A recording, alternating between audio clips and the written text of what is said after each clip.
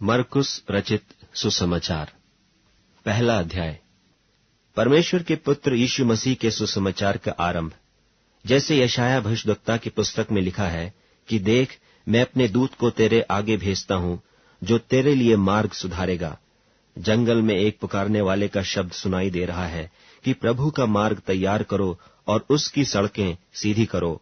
यूहन्ना आया, जो जंगल में बपतिस्मा देता और पापों की क्षमा के लिए मन फिराव के बपतिस्मा का प्रचार करता था, और सारे यहूदिया देश के और यरूशलेम के सब रहने वाले निकलकर उसके पास गए और अपने पापों को मानकर यरदन नदी में उससे बपतिस्मा लिया।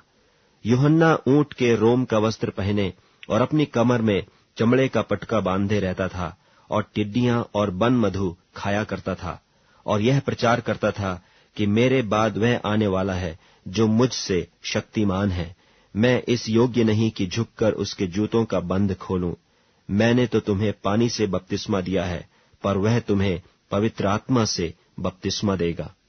उन दिनों में यीशु ने गलील के नासरत से आकर यरदन में यूहन्ना से बपतिस्मा लिया, और जब वह पानी से निकलकर ऊपर आया तो तुरंत उसने आकाश को खुलते और आत्मा को कबूतर की नाई अपने ऊपर उतरते देखा, और यह आकाशवाणी हुई कि तू मेरा प्रिय पुत्र है, तुझसे मैं प्रसन्न हूं।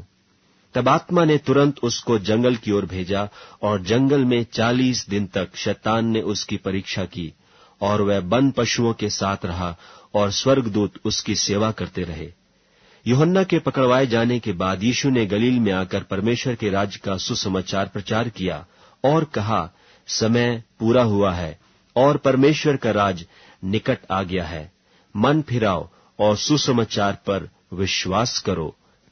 गलील की झील के किनारे किनारे जाते हुए उसने शमौन और उसके भाई अंद्रियास को झील में जाल डालते देखा, क्योंकि वे मछुए थे। और यीशु ने उनसे कहा, मेरे पीछे चले आओ, मैं तुमको मनुष्यों के मछुए बनाऊंगा। वे तुरंत जालों को छोड़कर उसके पीछे हो लिए, और कुछ आगे बढ़कर उसने जब्दी के पुत्र याकूब और उसके भाई यूहन्ना को नाव पर जालों को सुधारते देखा। उसने तुरंत उन्हें बुलाया, और वे अपने पिता जब्दी को मजदूरों के साथ नाव पर छोड़कर उसके पीछे चले गए। और वे कफरनहूम में आए, और वह तुरंत सब्त के दिन सभा के घर में जाकर उपदेश करने लगा। और लोग उसके उपदेश से चकित हुए, क्योंकि वह उन्हें शास्त्रियों की नाई नहीं, परंतु अधिकारी की नाई उपदेश देता था। और उसी समय उनकी सभा के घर में एक मनुष्य था जिसमें एक अशुद्ध आत्मा थी।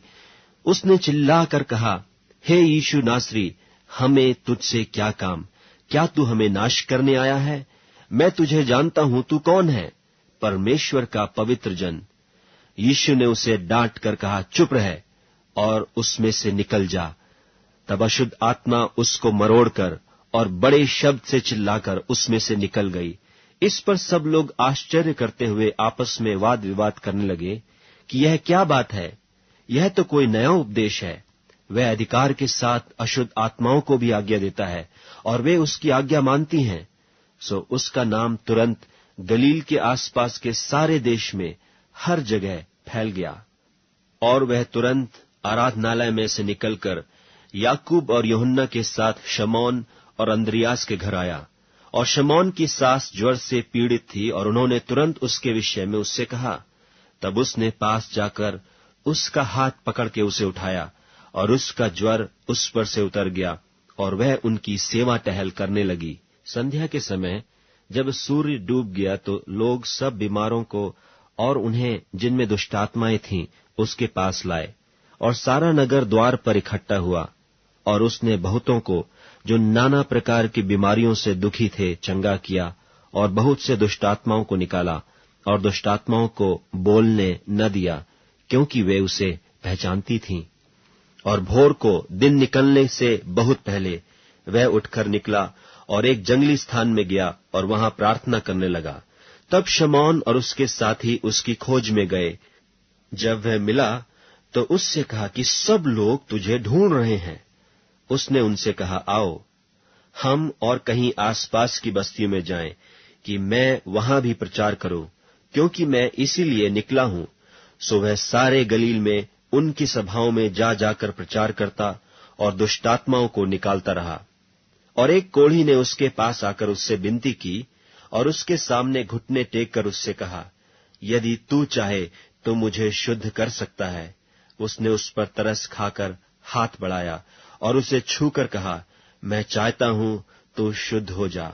और तुरंत उसका कोढ़ जाता रहा और वह शुद्ध हो गया। तब उसने उसे चिताकर तुरंत विदा किया और उससे कहा, देख, किसी से कुछ मत कहना, परंतु जाकर अपने आप को याजक को दिखा और अपने शुद्ध होने के विषय में जो कुछ मूसा ने ठहराया है उसे भेंट चढ़ा कि उन पर गवाही हो। परंतु वह बाहर जाकर इस बात को बहुत प्रचार करने और यहां तक फैलाने लगा कि यीशु फिर खुल्लम खुल्ला नगर में न जा सका, परंतु बाहर जंगली स्थानों में रहा और चहुं ओर से लोग उसके पास आते रहे। मरकुस रचित सुसमाचार 2 अध्याय। कई दिन के बाद वह फिर कफरनहूम में आया और सुना गया कि वह घर में है। फिर इतने लोग इकट्ठे हुए कि द्वार के पास भी जगह नहीं मिली, और वह उन्हें वचन सुना रहा था। और लोग एक झोले के मारे हुए को 4 मनुष्यों से उठवाकर उसके पास ले आए। परंतु जब वे भीड़ के कारण उसके निकट न पहुंच सके तो उन्होंने उस छत को जिसके नीचे वह था खोल दिया, और जब उसे उधेड़ चुके तो उस खाट को जिस पर झोले का मारा हुआ पड़ा था लटका दिया। यीशु ने उनका विश्वास देखकर उस झोले के मारे हुए से कहा, हे पुत्र, तेरे पाप क्षमा हुए। तब कई एक शास्त्री जो वहां बैठे थे अपने अपने मन में विचार करने लगे कि यह मनुष्य क्यों ऐसा कहता है, यह तो परमेश्वर की निंदा करता है। परमेश्वर को छोड़ और कौन पाप क्षमा कर सकता है। यीशु ने तुरंत अपनी आत्मा में जान लिया कि वे अपने अपने मन में ऐसा विचार कर रहे हैं, और उनसे कहा, तुम अपने अपने मन में यह विचार क्यों कर रहे हो? सहज क्या है? क्या झोले के मारे से यह कहना कि तेरे पाप क्षमा हुए, या यह कहना कि उठ, अपनी खाट उठाकर चल फिर?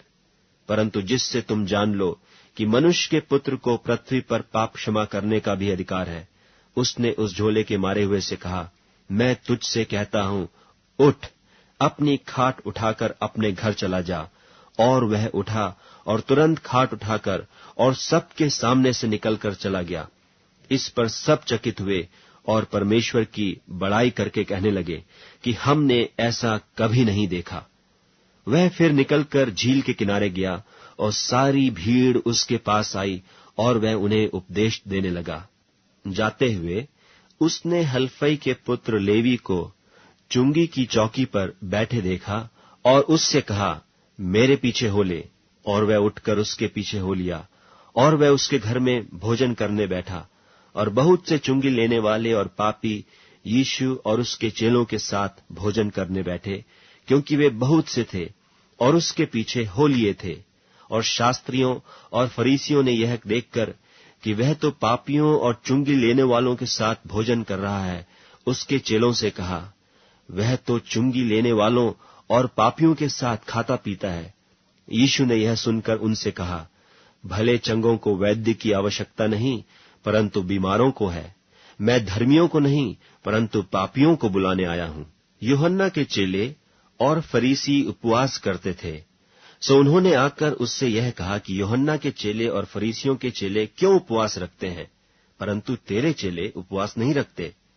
यीशु ने उनसे कहा, जब तक दूल्हा बारातियों के साथ रहता है, क्या वे उपवास कर सकते हैं? सो जब तक दूल्हा उनके साथ है तब तक वे उपवास नहीं कर सकते। परंतु वे दिन आएंगे कि दूल्हा उनसे अलग किया जाएगा, उस समय वे उपवास करेंगे। कोरे कपड़े का पैबंद पुराने पहिरावन पर कोई नहीं लगाता, नहीं तो वह पैबंद उसमें से कुछ खींच लेगा, अर्थात नया पुराने से, और वह और फट जाएगा। नए दाखरस को पुरानी मशकों में कोई नहीं रखता, नहीं तो दाखरस मशकों को फाड़ देगा और दाखरस और मशकें दोनों नष्ट हो जाएंगी। परंतु दाख का नया रस नई मशकों में भरा जाता है।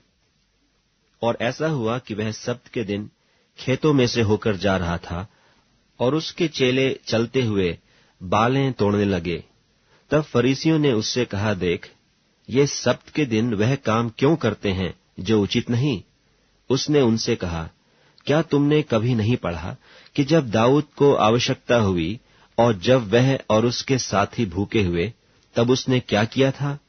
उसने क्यों कर अबियातार महायाजक के समय परमेश्वर के भवन में जाकर भेंट की रोटियां खाईं, जिसका खाना याजकों को छोड़ और किसी को भी उचित नहीं, और अपने साथियों को भी दी।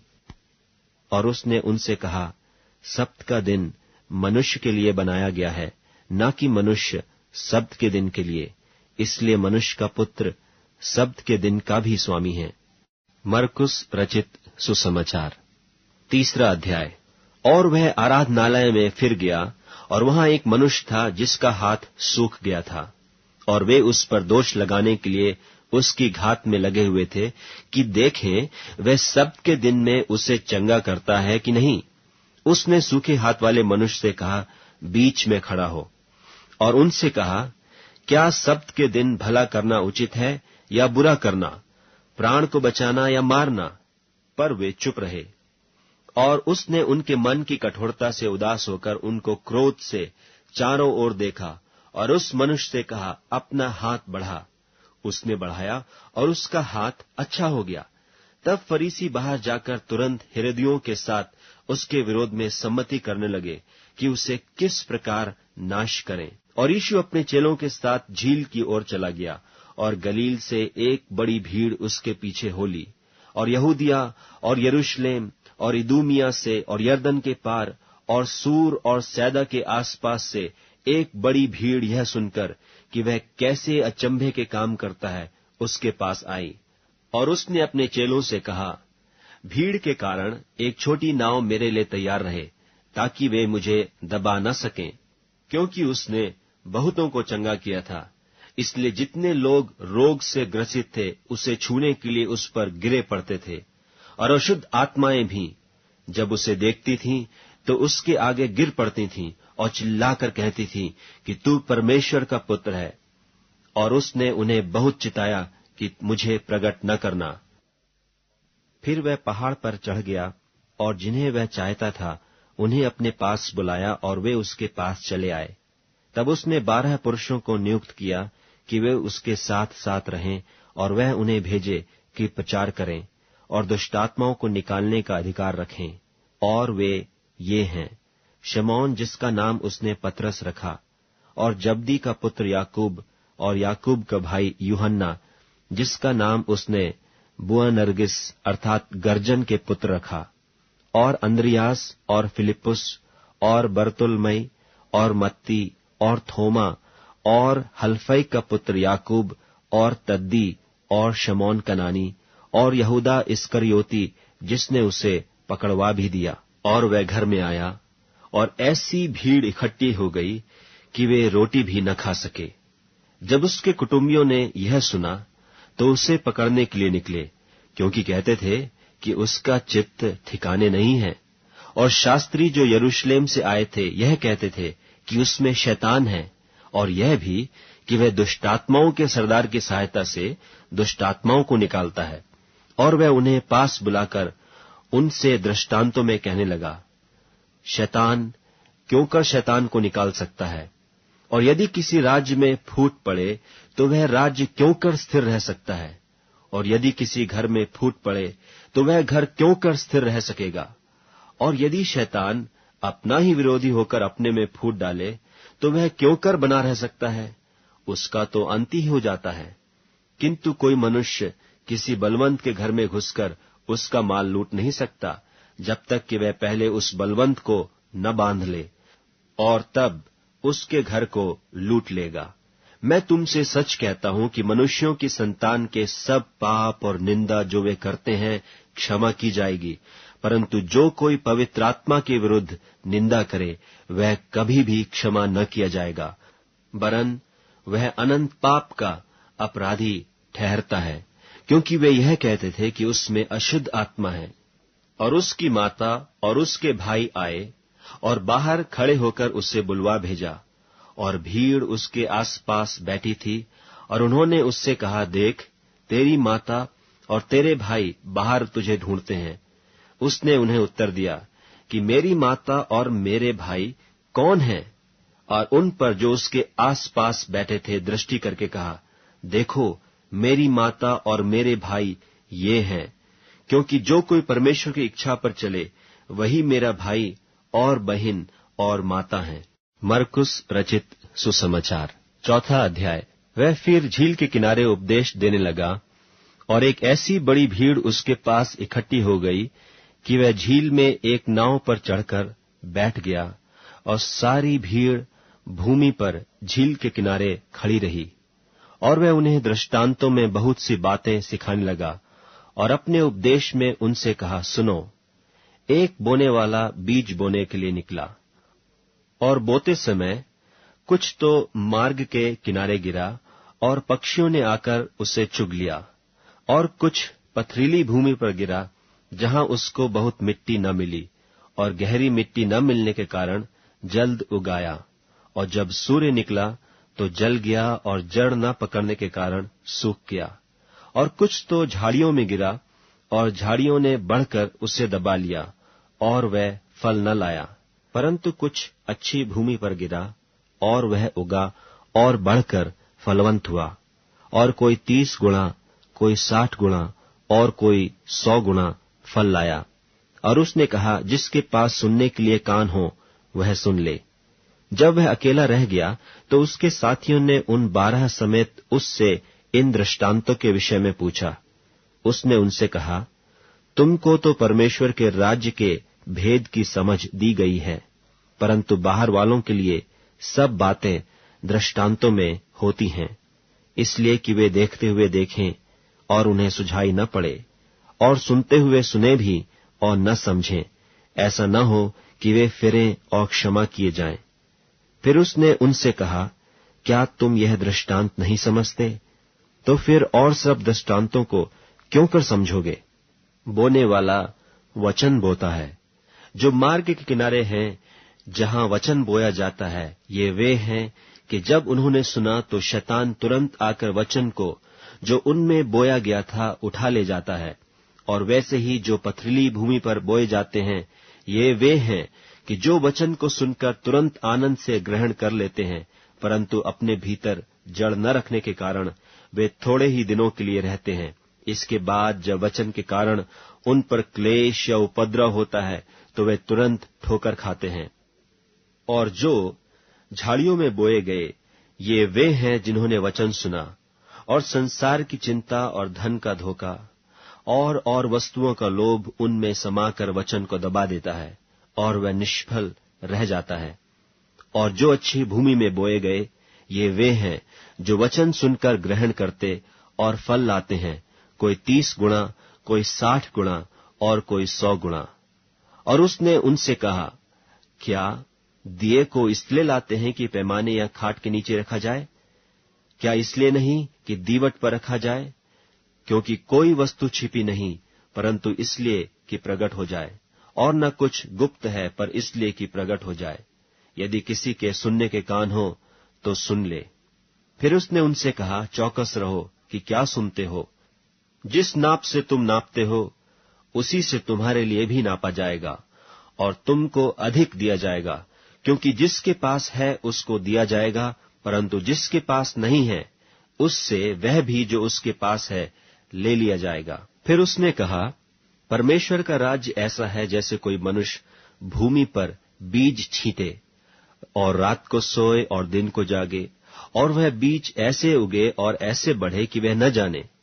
पृथ्वी आप से आप फल लाती है, पहले अंकुर, तब बाल, और तब बालों में तैयार दाना। परंतु जब दाना पक जाता है, तब वह तुरंत हंसिया लगाता है, क्योंकि कटनी आ पहुंची है। फिर उसने कहा, हम परमेश्वर के राज्य की उपमा किस से दें, और किस दृष्टांत से उसका वर्णन करें? वह राई के दाने के समान है कि जब भूमि में बोया जाता है तो भूमि के सब बीजों से छोटा होता है, परंतु जब बोया गया तो उगकर सब साग पात से बड़ा हो जाता है, और उसकी ऐसी बड़ी डालियां निकलती हैं कि आकाश के पक्षी उसकी छाया में बसेरा कर सकते हैं। और वह उन्हें इस प्रकार के बहुत से दृष्टांत दे देकर उनकी समझ के अनुसार वचन सुनाता था, और बिना दृष्टांत कहे उनसे कुछ भी नहीं कहता था, परंतु एकांत में वह अपने निज चेलों को सब बातों का अर्थ बताता था। उसी दिन जब सांझ हुई तो उसने उनसे कहा, आओ हम पार चलें। और वे भीड़ को छोड़कर जैसा वह था वैसे ही उसे नाव पर साथ ले चले, और उसके साथ और भी नावें थीं। तब बड़ी आंधी आई और लहरें नाव पर यहां तक लगीं कि वह अब पानी से भरी जाती थी, और वह आप पिछले भाग में गद्दी पर सो रहा था। तब उन्होंने उसे जगाकर उससे कहा, हे गुरु, क्या तुझे चिंता नहीं कि हम नाश हुए जाते हैं? तब उसने उठकर आंधी को डांटा और पानी से कहा, शांत रह, थम जा। और आंधी थम गई और बड़ा चैन हो गया। और उनसे कहा, तुम क्यों डरते हो? क्या तुम्हें अब तक विश्वास नहीं? और वे बहुत ही डर गए और आपस में बोले, यह कौन है कि आंधी और पानी भी उसकी आज्ञा मानते हैं? मरकुस रचित सुसमाचार 5वां अध्याय। और वे झील के पास गिरासेनियों के देश में पहुंचे, और जब वह नाव पर से उतरा तो तुरंत एक मनुष्य जिसमें अशुद्ध आत्मा थी कब्रों से निकलकर उसे मिला। वह कब्रों में रहा करता था और कोई उसे सांकलों से भी न बांध सकता था, क्योंकि वह बार बार बेड़ियों और सांकलों से बांधा गया था। पर उसने सांकलों को तोड़ दिया और बेड़ियों के टुकड़े टुकड़े कर दिए थे, और कोई उसे वश में नहीं कर सकता था। वह लगातार रात दिन कब्रों और पहाड़ों में चिल्लाता और अपने को पत्थरों से घायल करता था। वह यीशु को दूर ही से देखकर दौड़ा और उसे प्रणाम किया, और ऊंचे शब्द से चिल्लाकर कहा, हे यीशु, परम प्रधान परमेश्वर के पुत्र, मुझे तुझसे क्या काम? मैं तुझे परमेश्वर की शपथ देता हूं कि मुझे पीड़ा न दे। क्योंकि उसने उससे कहा था कि हे अशुद्ध आत्मा, इस मनुष्य में से निकल आ। उसने उससे पूछा, तेरा क्या नाम है? उसने उससे कहा, मेरा नाम सेना है, क्योंकि हम बहुत हैं। और उसने उससे बहुत विनती की कि हमें इस देश से बाहर न भेज। वहां पहाड़ पर सूअरों का एक बड़ा झुंड चर रहा था, और उन्होंने उससे विनती करके कहा कि हमें उन सूअरों में भेज दे कि हम उनके भीतर जाएं। तो उसने उन्हें आज्ञा दी, और अशुद्ध आत्मा निकलकर सूअरों के भीतर बैठ गई, और झुंड जो कोई 2000 का था कड़ाड़े पर से झपटकर झील में जा पड़ा और डूब मरा। और उनके चरवाहों ने भागकर नगर और गांवों में समाचार सुनाया। और जो हुआ था लोग उसे देखने आए, और यीशु के पास आकर वे उसको जिसमें दुष्टात्माएं थीं, अर्थात जिसमें सेना समाई थी, कपड़े पहने और सचेत बैठे देखकर डर गए।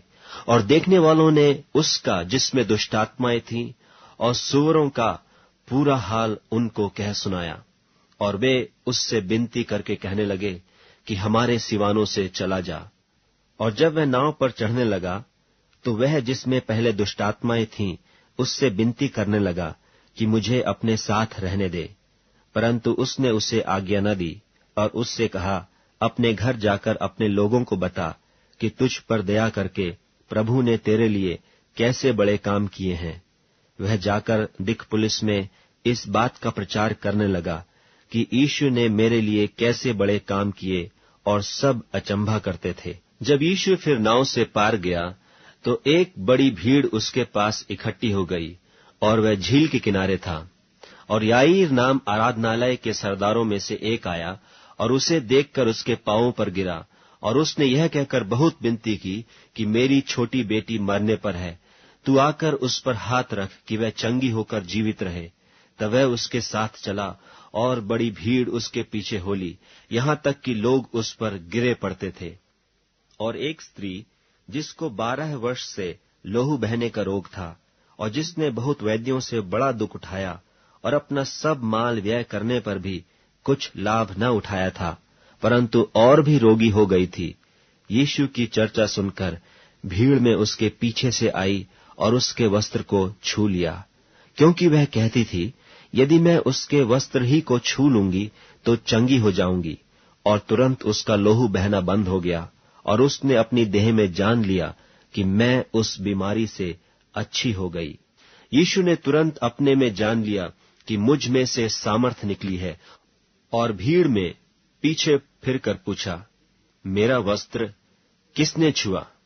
उसके चेलों ने उससे कहा, तू देखता है कि भीड़ तुझ पर गिरी पड़ती है और तू कहता है कि किसने मुझे छुआ? तब उसने उसे देखने के लिए जिसने यह काम किया था चारों ओर दृष्टि की। तब वह स्त्री है जानकर कि मेरी कैसी भलाई हुई है, डरती और कांपती हुई आई और उसके पांवों पर गिरकर उससे सब हाल चाल सच सच कह दिया। उसने उससे कहा, पुत्री, तेरे विश्वास ने तुझे चंगा किया है, कुशल से जा और अपनी इस बीमारी से बची रहे। वह यह कह ही रहा था कि आराधनालय के सरदार के घर से लोगों ने आकर कहा कि तेरी बेटी तो मर गई, अब गुरु को क्यों दुख देता है? जो बात वे कह रहे थे उसको यीशु ने अनसुनी करके आराधनालय के सरदार से कहा, मत डर, केवल विश्वास रख। और उसने पतरस और याकूब के भाई यूहन्ना को छोड़ और किसी को अपने साथ आने न दिया। और आराधनालय के सरदार के घर में पहुंचकर उसने लोगों को बहुत रोते और चिल्लाते देखा। तब उसने भीतर जाकर उससे कहा, तुम क्यों हल्ला मचाते और रोते हो? लड़की मरी नहीं परंतु सो रही है। वे उसकी हंसी करने लगे, परंतु उसने सबको निकालकर लड़की के माता पिता और अपने साथियों को लेकर भीतर जहां लड़की पड़ी थी गया और लड़की का हाथ पकड़कर उससे कहा, तलीता कूमी, जिसका अर्थ यह है कि हे लड़की, मैं तुझसे कहता हूं, उठ। और लड़की तुरंत उठकर चलने फिरने लगी, क्योंकि वह 12 वर्ष की थी। और इस पर लोग बहुत चकित हो गए। फिर उसने उन्हें चिताकर आज्ञा दी कि यह बात कोई जानने न पाए और कहा कि उसे कुछ खाने को दिया जाए। मरकुस रचित सुसमाचार 6वां अध्याय। वहां से निकलकर वह अपने देश में आया और उसके चेले उसके पीछे हो लिए। सब्त के दिन वह आराधनालय में उपदेश करने लगा और बहुत लोग सुनकर चकित हुए और कहने लगे, इसको ये बातें कहां से आ गईं? और यह कौन सा ज्ञान है जो उसको दिया गया है? और कैसे सामर्थ के काम इसके हाथों से प्रकट होते हैं? क्या यह वही बढ़ई नहीं जो मरियम का पुत्र और याकूब और योसेस और यहूदा और शमौन का भाई है? और क्या उसकी बहनें यहां हमारे बीच में नहीं रहती? इसलिए उन्होंने उसके विषय में ठोकर खाई। यीशु ने उनसे कहा कि भविष्यद्वक्ता अपने देश और अपने कुटुंब और अपने घर को छोड़ और कहीं भी निरादर नहीं होता। और वह वहां कोई सामर्थ का काम न कर सका, केवल थोड़े बीमारों पर हाथ रखकर उन्हें चंगा किया। और उसने उनके अविश्वास पर आश्चर्य किया और चारों ओर के गांवों में उपदेश करता फिरा। और वह 12 को अपने पास बुलाकर उन्हें 2-2 करके भेजने लगा और उन्हें अशुद्ध आत्माओं पर अधिकार दिया। और उसने उन्हें आज्ञा दी कि मार्ग के लिए लाठी छोड़ और कुछ न लो, न तो रोटी, न झोली, न पटके में पैसे, परंतु जूतियां पहनो और 2-2 कुर्ते न पहनो। और उसने उनसे कहा, जहां कहीं तुम किसी घर में उतरो तो जब तक वहां से विदा न हो तब तक उसी में ठहरे रहो।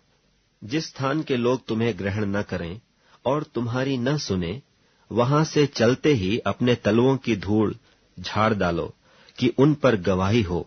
और उन्होंने जाकर प्रचार किया कि मन फिराओ, और बहुतेरे दुष्टात्माओं को निकाला और बहुत बीमारों पर तेल मलकर उन्हें चंगा किया। और हेरोदेस राजा ने उसकी चर्चा सुनी, क्योंकि उसका नाम फैल गया था, और उससे कहा कि यूहन्ना बपतिस्मा देने वाला मरे हुओं में से जी उठा है, इसीलिए उससे ये सामर्थ के काम प्रकट होते हैं। और औरों ने कहा, यह एलिया है, परंतु औरों ने कहा, भविष्यद्वक्ता या भविष्यद्वक्ताओं में से किसी एक के समान है। हेरोदेस ने यह सुनकर कहा, जिस यूहन्ना का सिर मैंने कटवाया था वह जी उठा है। क्योंकि हेरोदेस ने आप अपने भाई फिलिप्पुस की पत्नी हेरोदियास के कारण, जिससे उसने ब्याह किया था, लोगों को भेजकर यूहन्ना को पकड़वाकर बंदी गृह में डाल दिया था। क्योंकि यूहन्ना ने हेरोदेस से कहा था कि अपने भाई की पत्नी को रखना तुझे उचित नहीं। इसलिए हेरोदियास उससे बैर रखती थी और वह यह चाहती थी कि उससे मरवा डाले, परंतु ऐसा न हो सका, क्योंकि हेरोदेस यूहन्ना को धर्मी और पवित्र पुरुष जानकर उससे डरता था और उसे बचाए रखता था और उसकी सुनकर बहुत घबराता था, पर आनंद से सुनता था।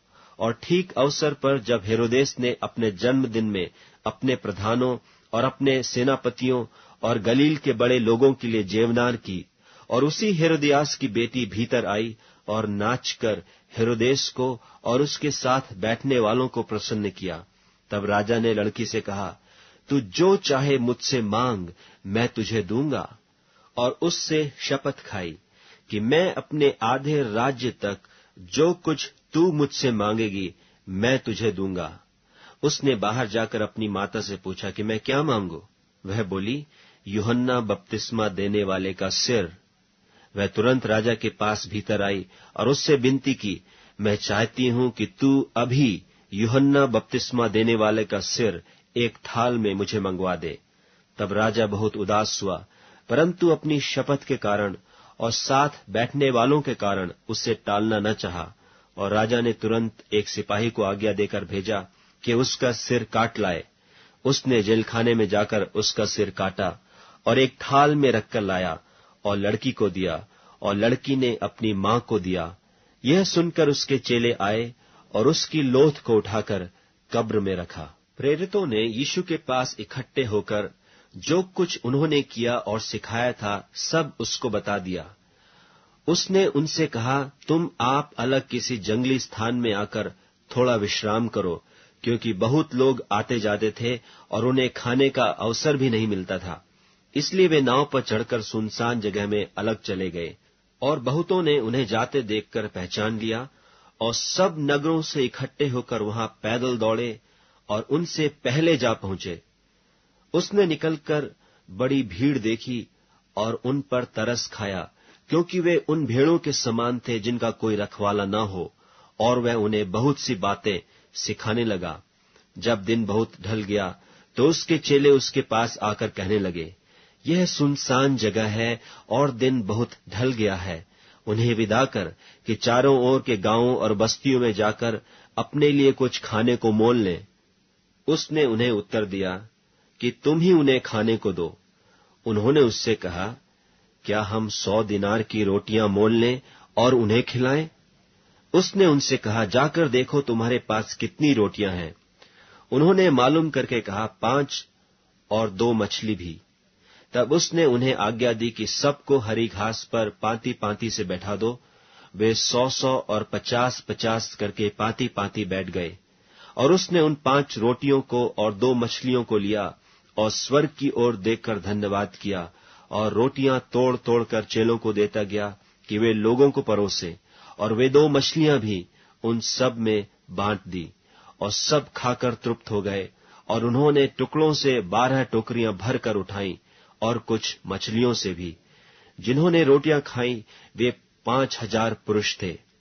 तब उसने तुरंत अपने चेलों को बरबस नाव पर चढ़ाया कि वे उससे पहले उस पार बैतसैदा को चले जाएं, जब तक कि वह लोगों को विदा करे। और उन्हें विदा करके पहाड़ पर प्रार्थना करने को गया।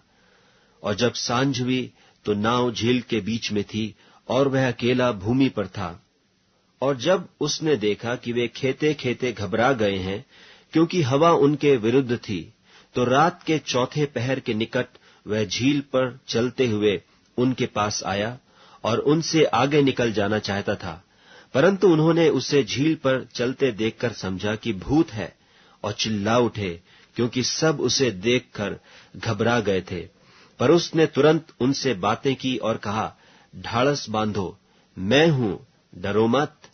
तब वह उनके पास नाव पर आया और हवा थम गई और वे बहुत ही आश्चर्य करने लगे, क्योंकि वे उन रोटियों के विषय में न समझे थे, परंतु उनके मन कठोर हो गए थे। और वे पार उतरकर गन्नेसरत में पहुंचे और नाव घाट पर लगाई।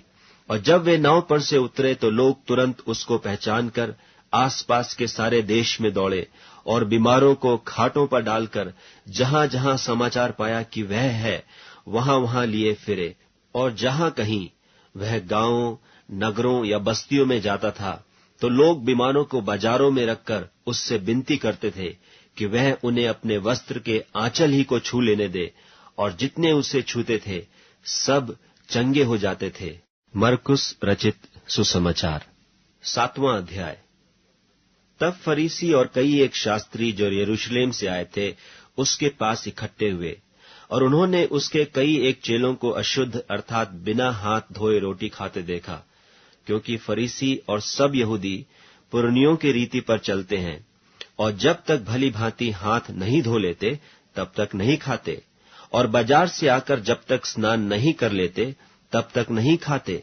और बहुत सी और बातें हैं जो उनके पास मानने के लिए पहुंचाई गई हैं, जैसे कटोरों और लोटों और तांबे के बर्तनों को धोना मांजना। इसलिए उन फरीसियों और शास्त्रियों ने उससे पूछा कि तेरे चेले क्यों पुरनियों की रीति पर नहीं चलते और बिना हाथ धोए रोटी खाते हैं? उसने उनसे कहा कि यशायाह ने तुम कपटियों के विषय में बहुत ठीक भविष्यवाणी की, जैसा लिखा है कि ये लोग होठों से तो मेरा आदर करते हैं, पर उनका मन मुझसे दूर रहता है, और वे व्यर्थ मेरी उपासना करते हैं, क्योंकि मनुष्यों की आज्ञाओं को धर्मोपदेश करके सिखाते हैं। क्योंकि तुम परमेश्वर की आज्ञा को टालकर मनुष्यों की रीतियों को मानते हो। और उसने उनसे कहा, तुम अपनी रीतियों को मानने के लिए परमेश्वर की आज्ञा कैसी अच्छी तरह टाल देते हो। क्योंकि मूसा ने कहा है कि अपने पिता और अपनी माता का आदर कर, और जो कोई पिता व माता को बुरा कहे वह अवश्य मार डाला जाए। परंतु तुम कहते हो कि यदि कोई अपने पिता व माता से कहे कि जो कुछ तुझे मुझसे लाभ पहुंच सकता था वह कुर्बान अर्थात संकल्प हो चुका, तो तुम उसको उसके पिता व उसकी माता की सेवा करने नहीं देते। इस प्रकार तुम अपनी रीतियों से जिन्हें तुमने ठहराया है परमेश्वर का वचन टाल देते हो, और ऐसे ऐसे बहुत से काम करते हो। और उसने लोगों को अपने पास बुलाकर उनसे कहा, तुम सब मेरी सुनो और समझो। ऐसी तो कोई वस्तु नहीं जो मनुष्य में बाहर से समाकर अशुद्ध करे, परंतु जो वस्तुएं मनुष्य के भीतर से निकलती हैं वे ही उसे अशुद्ध करती हैं। यदि किसी के सुनने के कान हो तो सुन ले। जब वह भीड़ के पास से घर में गया तो उसके चेलों ने इस दृष्टांत के विषय में उससे पूछा। उसने उनसे कहा, क्या तुम भी ऐसा ना समझो? क्या तुम नहीं समझते कि जो वस्तु बाहर से मनुष्य के भीतर जाती है वह उसे अशुद्ध नहीं कर सकती, क्योंकि वह उसके मन में नहीं परंतु पेट में जाती है और संडास में निकल जाती है। यह कहकर उसने सब भोजन वस्तुओं को शुद्ध ठहराया। फिर उसने कहा, जो मनुष्य में से निकलता है वही मनुष्य को अशुद्ध करता है, क्योंकि भीतर से अर्थात मनुष्य के मन से बुरी बुरी चिंता, व्यभिचार, चोरी, हत्या, परस्त्री गमन, लोभ, दुष्टता, छल, लुचपन, कुदृष्टि, निंदा, अभिमान और मूर्खता निकलती हैं।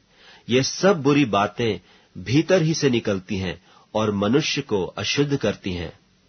फिर वह वहां से उठकर सूर और सैदा के देशों में आया और एक घर में गया और चाहता था कि कोई न जाने, परंतु वह छिप न सका।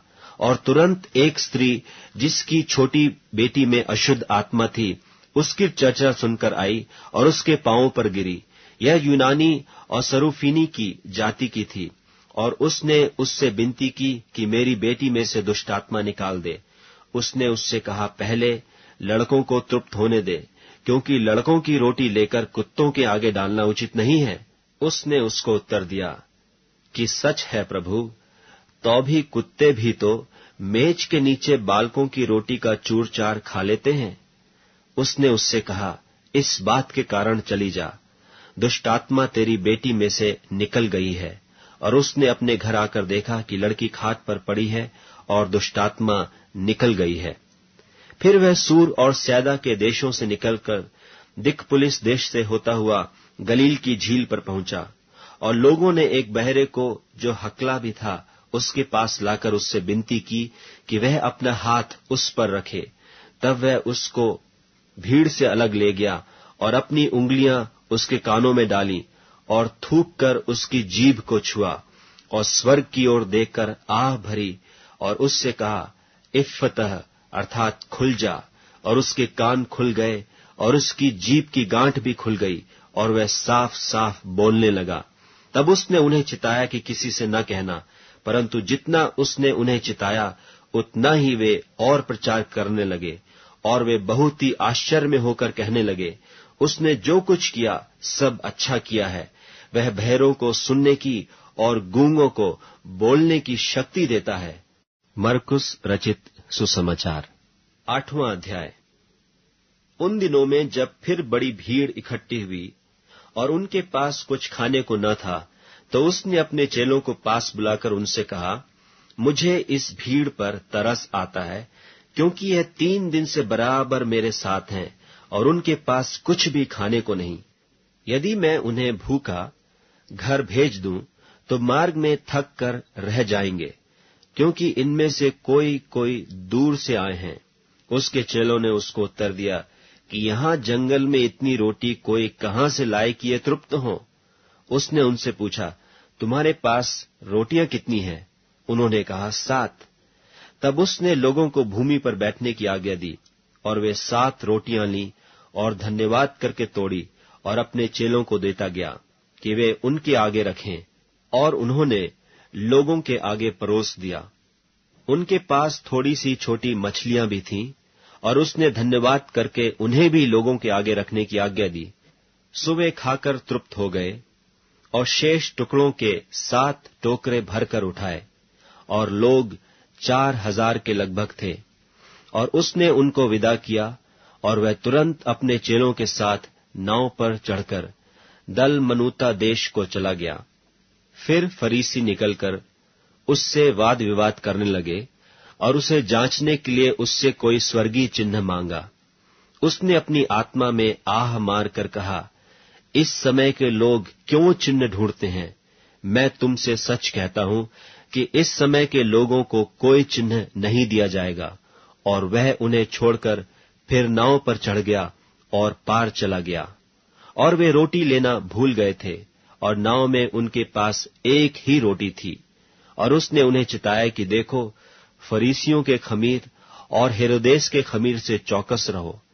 वे आपस में विचार करके कहने लगे कि हमारे पास तो रोटी नहीं है। यह जानकर यीशु ने उनसे कहा, तुम क्यों आपस में यह विचार कर रहे हो कि हमारे पास रोटी नहीं? क्या अब तक नहीं जानते और नहीं समझते? क्या तुम्हारा मन कठोर हो गया है?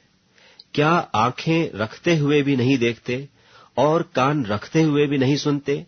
और तुम्हें स्मरण नहीं कि जब मैंने 5000 के लिए 5 रोटी तोड़ी थीं, तो तुमने टुकड़ों की कितनी टोकरियां भरकर उठाई? उन्होंने उससे कहा, 12 टोकरियां। और जब 4000 के लिए 7 रोटी थी, तो तुमने टुकड़ों के कितने टोकरे भरकर उठाए थे? उन्होंने उससे कहा, 7 टोकरे। उसने उनसे कहा, क्या तुम अब तक नहीं समझते? और वे बेतसैदा में आए, और लोग एक अंधे को उसके पास ले आए और उससे विनती की कि उसको छुए। वह उस अंधे का हाथ पकड़कर उसे गांव के बाहर ले गया और उसकी आंखों में थूक कर उस पर हाथ रखे और उससे पूछा, क्या तू कुछ देखता है? उसने आंख उठाकर कहा, मैं मनुष्यों को देखता हूं, क्योंकि वे मुझे चलते हुए दिखाई देते हैं जैसे पेड़। तब उसने फिर दोबारा उसकी आंखों पर हाथ रखे और उसने ध्यान से देखा और चंगा हो गया और सब कुछ साफ साफ देखने लगा। और उसने उससे यह कहकर घर भेजा कि इस गांव के भीतर पांव भी न रखना। यीशु और उसके चेले कैसरिया फिलिप्पी के गांव में चले गए, और मार्ग में उसने अपने चेलों से पूछा कि लोग मुझे क्या कहते हैं? उन्होंने उत्तर दिया कि यूहन्ना बपतिस्मा देने वाला, पर कोई कोई एलिय्याह और कोई कोई भविष्यद्वक्ताओं में से एक भी कहते हैं। उसने उनसे पूछा, परंतु तुम मुझे क्या कहते हो? पतरस ने उसको उत्तर दिया, तू मसीह है। तब उसने उन्हें चिताकर कहा कि मेरे विषय में यह किसी से न कहना। और वह उन्हें सिखाने लगा कि मनुष्य के पुत्र के लिए अवश्य है कि वह बहुत दुख उठाए और पुरनिये और महायाजक और शास्त्री उसे तुच्छ समझकर मार डालें और वह 3 दिन के बाद जी उठे। उसने यह बात उनसे साफ साफ कह दी। इस पर पतरस उसे अलग ले जाकर झिड़कने लगा, परंतु उसने फिरकर और अपने चेलों की ओर देखकर पतरस को झिड़क कर कहा कि हे शैतान, मेरे सामने से दूर हो, क्योंकि तू परमेश्वर की बातों पर नहीं परंतु मनुष्यों की बातों पर मन लगाता है। उसने भीड़ को अपने चेलों समेत पास बुलाकर उनसे कहा, जो कोई मेरे पीछे आना चाहे वह अपने आपे से इनकार करे और अपना क्रूस उठाकर मेरे पीछे हो ले। क्योंकि जो कोई अपना प्राण बचाना चाहे वह उसे खोएगा, पर जो कोई मेरे और सुसमाचार के लिए अपना प्राण खोएगा वह उसे बचाएगा। यदि मनुष्य सारे जगत को प्राप्त करे और अपने प्राण की हानि उठाए तो उसे क्या लाभ होगा? और मनुष्य अपने प्राण के बदले क्या देगा? जो कोई इस व्यभिचारी और पापी जाति के बीच मुझसे और मेरी बातों से लजाएगा, मनुष्य का पुत्र भी जब वह पवित्र दूतों के साथ अपने पिता की महिमा सहित आएगा तब उससे भी लजाएगा। मरकुस रचित सुसमाचार 9वां अध्याय। और उसने उनसे कहा, मैं तुमसे सच कहता हूं कि जो यहां खड़े हैं उनमें से कोई कोई ऐसे हैं कि जब तक परमेश्वर के राज्य को सामर्थ सहित आया हुआ न देख लें तब तक मृत्यु का स्वाद कदापि न चखेंगे। 6 दिन के बाद यीशु ने पतरस और याकूब और यूहन्ना को साथ लिया और एकांत में किसी ऊंचे पहाड़ पर ले गया, और उनके सामने उसका रूप बदल गया और उसका वस्त्र ऐसा चमकने लगा और यहां तक अति उज्जवल हुआ कि पृथ्वी पर कोई धोबी भी वैसा उज्जवल नहीं कर सकता। और उन्हें मूसा के साथ एलिया दिखाई दिया और वे यीशु के साथ बातें करते थे। इस पर पतरस ने यीशु से कहा, हे रब्बी, हमारा यहां रहना अच्छा है, इसलिए हम 3 मंडप बनाएं, एक तेरे लिए, एक मूसा के लिए और एक एलिया के लिए। क्योंकि वह न जानता था कि क्या उत्तर दे, इसलिए कि वे बहुत डर गए थे। तब एक बादल ने उन्हें छा लिया और उस बादल में से यह शब्द निकला कि यह मेरा प्रिय पुत्र है, उसकी सुनो। तब उन्होंने एकाएक चारों ओर दृष्टि की और यीशु को छोड़ अपने साथ और किसी को न देखा। पहाड़ से उतरते हुए उसने उन्हें आज्ञा दी कि जब तक मनुष्य का पुत्र मरे हुओं में से जी न उठे तब तक जो कुछ तुमने देखा है वह किसी से न कहना। उन्होंने इस बात को स्मरण रखा और आपस में वाद विवाद करने लगे कि मरे हुओं में से जी उठने का क्या अर्थ है। और उन्होंने उससे पूछा, शास्त्री क्यों कहते हैं कि एलिय्याह का पहले आना अवश्य है? उसने उन्हें उत्तर दिया कि एलिय्याह सचमुच पहले आकर सब कुछ सुधारेगा, परंतु मनुष्य के पुत्र के विषय में यह क्यों लिखा है कि वह बहुत दुख उठाएगा और तुच्छ गिना जाएगा? परंतु मैं तुमसे कहता हूं कि एलिय्याह तो आ चुका, और जैसा उसके विषय में लिखा है उन्होंने जो कुछ चाहा उसके साथ किया। और जब वह चेलों के पास आया तो देखा कि उनके चारों ओर बड़ी भीड़ लगी है और शास्त्री उनके साथ विवाद कर रहे हैं। और उसे देखते ही सब बहुत ही आश्चर्य करने लगे और उसकी ओर दौड़कर उससे नमस्कार किया। उसने उनसे पूछा, तुम इनसे क्या विवाद कर रहे हो? भीड़ में से एक ने उसे उत्तर दिया कि हे गुरु, मैं अपने पुत्र को जिसमें गूंगी आत्मा समाई है तेरे पास लाया था। जहां कहीं वह उसे पकड़ती है वहीं पटक देती है, और वह मुंह में फेन भर लाता और दांत पीसता और सूखता जाता है। और मैंने तेरे चेलों से कहा था कि वे उसे निकाल दें, परंतु वह निकाल न सके। यह सुनकर उसने उनसे उत्तर देके कहा कि हे अविश्वासी लोगों, मैं कब तक तुम्हारे साथ रहूंगा और कब तक तुम्हारी सहूंगा? उसे मेरे पास लाओ। तब वे उसे उसके पास ले आए, और जब उसने उसे देखा तो उस आत्मा ने तुरंत उसे मरोड़ा और वह भूमि पर गिरा और मुंह से फेन बहाते हुए लौटने लगा। उसने उसके पिता से पूछा कि इसकी यह दशा कब से है? उसने कहा, बचपन से। उसने इसे नाश करने के लिए कभी आग और कभी पानी में गिराया। परंतु यदि तू कुछ कर सके तो हम पर तरस खाकर हमारा उपकार कर। यीशु ने उससे कहा, यदि तू कर सकता है, यह क्या बात है? विश्वास करने वाले के लिए सब कुछ हो सकता है। बालक के पिता ने तुरंत गिड़गिड़ाकर कहा, हे प्रभु, मैं विश्वास करता हूं, मेरे अविश्वास का उपाय कर। जब यीशु ने देखा कि लोग दौड़कर भीड़ लगा रहे हैं तो उसने अशुद्ध आत्मा को यह कहकर डांटा कि हे गूंगी और बहिरी आत्मा, मैं तुझे आज्ञा देता हूं, उसमें से निकल आ और उसमें फिर कभी प्रवेश न कर। तब वह चिल्लाकर और उसे बहुत मरोड़कर निकल आई और बालक मरा हुआ सा हो गया। यहां तक कि बहुत लोग कहने लगे कि वह मर गया, परंतु यीशु ने उसका हाथ पकड़ के उसे उठाया और वह खड़ा हो गया। जब वह घर में आया तो उसके चेलों ने एकांत में उससे पूछा, हम उसे क्यों न निकाल सके? उसने उनसे कहा कि यह जाति बिना प्रार्थना किसी और उपाय से निकल नहीं सकती। फिर वे वहां से चले और गलील में होकर जा रहे थे, और वह नहीं चाहता था कि कोई जाने, क्योंकि वह अपने चेलों को उपदेश देता और उनसे कहता था कि मनुष्य का पुत्र मनुष्यों के हाथ में पकड़वाया जाएगा, और वे उसे मार डालेंगे, और वह मरने के 3 दिन बाद जी उठेगा। पर यह बात उनकी समझ में नहीं आई, और वे उससे पूछने से डरते थे। फिर वे कफरनहूम में आए, और घर में आकर उसने उनसे पूछा कि रास्ते में तुम किस बात पर विवाद करते थे? वे चुप रहे, क्योंकि मार्ग में उन्होंने आपस में यह वाद विवाद किया था कि हम में से बड़ा कौन है। तब उसने बैठकर 12 को बुलाया और उनसे कहा, यदि कोई बड़ा होना चाहे तो सबसे छोटा और सबका सेवक बने। और उसने एक बालक को लेकर उनके बीच में खड़ा किया और उसे गोद में लेकर उनसे कहा, जो कोई मेरे नाम से ऐसे बालकों में से किसी एक को भी ग्रहण करता है, वह मुझे ग्रहण करता है, और जो कोई मुझे ग्रहण करता वह मुझे नहीं वरन मेरे भेजने वाले को ग्रहण करता है। तब यूहन्ना ने उससे कहा, हे गुरु, हमने एक मनुष्य को तेरे नाम से दुष्टात्माओं को निकालते देखा, और हम उससे मना करने लगे, क्योंकि वह हमारे पीछे नहीं हो लेता था।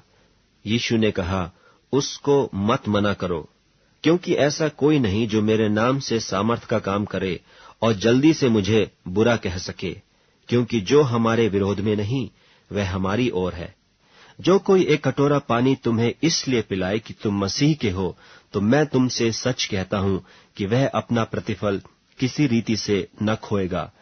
पर जो कोई इन छोटों में से जो मुझ पर विश्वास करते हैं किसी को ठोकर खिलाए, तो उसके लिए भला यह है कि एक बड़ी चक्की का पाट उसके गले में लटकाया जाए और वह समुद्र में डाल दिया जाए।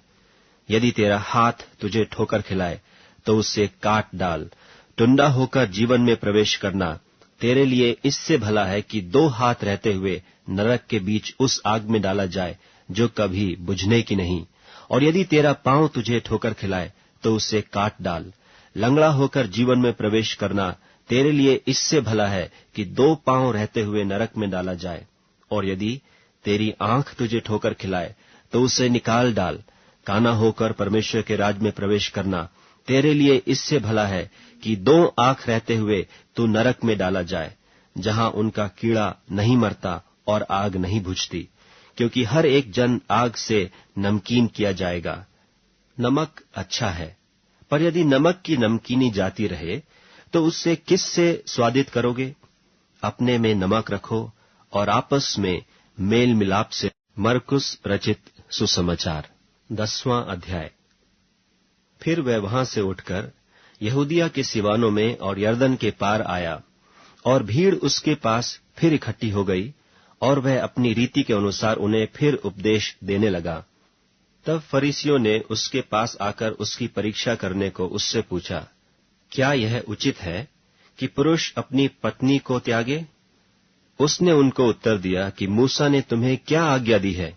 उन्होंने कहा, मूसा ने त्याग पत्र लिखने और त्यागने की आज्ञा दी है।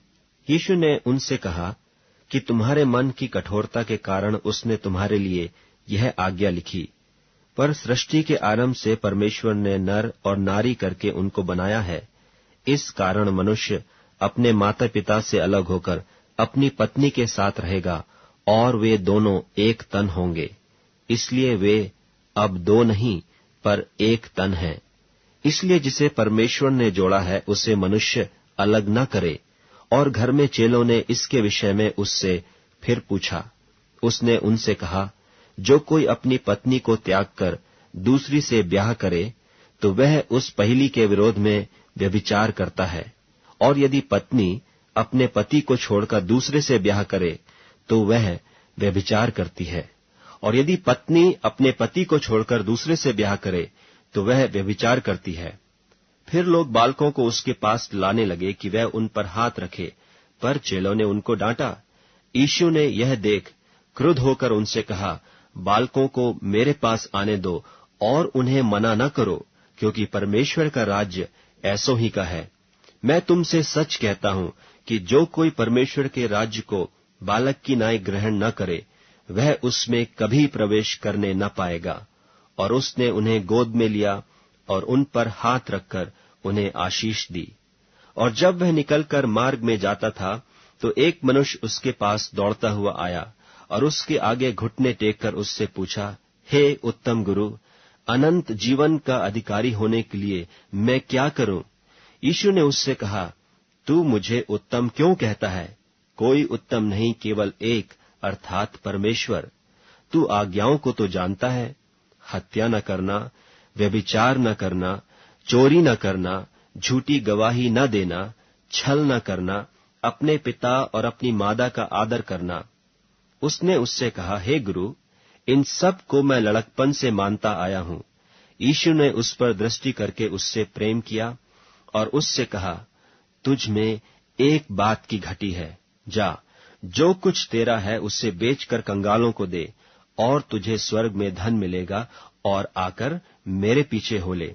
इस बात से उसके चेहरे पर उदासी छा गई और वह शोक करता हुआ चला गया, क्योंकि वह बहुत धनी था। यीशु ने चारों ओर देखकर अपने चेलों से कहा, धनवानों को परमेश्वर के राज्य में प्रवेश करना कैसा कठिन है। चेले उसकी बातों से अचंभित हुए। इस पर यीशु ने फिर उनको उत्तर दिया, हे बालकों, जो धन पर भरोसा रखते हैं उनके लिए परमेश्वर के राज्य में प्रवेश करना कैसा कठिन है। परमेश्वर के राज्य में धनवान के प्रवेश करने से ऊंट का सुई के नाके में से निकल जाना सहज है। वे बहुत ही चकित होकर आपस में कहने लगे, तो फिर किसका उद्धार हो सकता है? यीशु ने उनकी ओर देखकर कहा, मनुष्यों से तो यह नहीं हो सकता, परंतु परमेश्वर से हो सकता है, क्योंकि परमेश्वर से सब कुछ हो सकता है। पतरस उससे कहने लगा कि देख, हम तो सब कुछ छोड़कर तेरे पीछे हो लिए हैं।